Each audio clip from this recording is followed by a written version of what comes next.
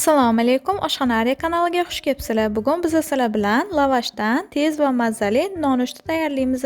Nonushtamizga kerakli mahsulotlarni videoda ko'rsatib o'taman.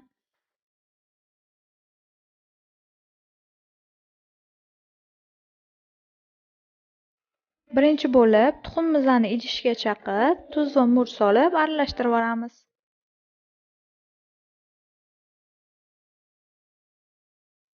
Keyin qizib turgan skоворodkaga ozgina yog' qo'yib, tuxumimizni solamiz.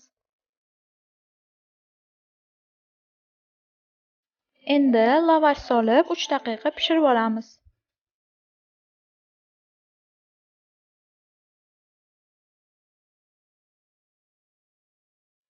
Keyin lavash tuxumga yopishgandan keyin o'girib olamiz.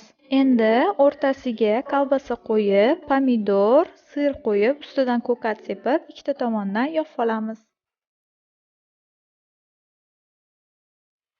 Va 1 minutcha ushlab turamiz.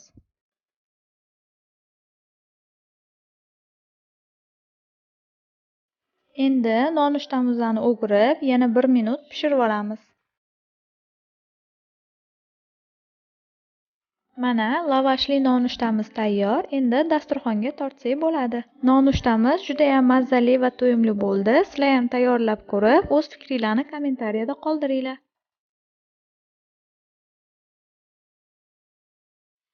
Agar videomiz yoqqan bo'lsa, like bosishni, kanalimizga obuna bo'lishni unutmang. Yoqimli ishtaha!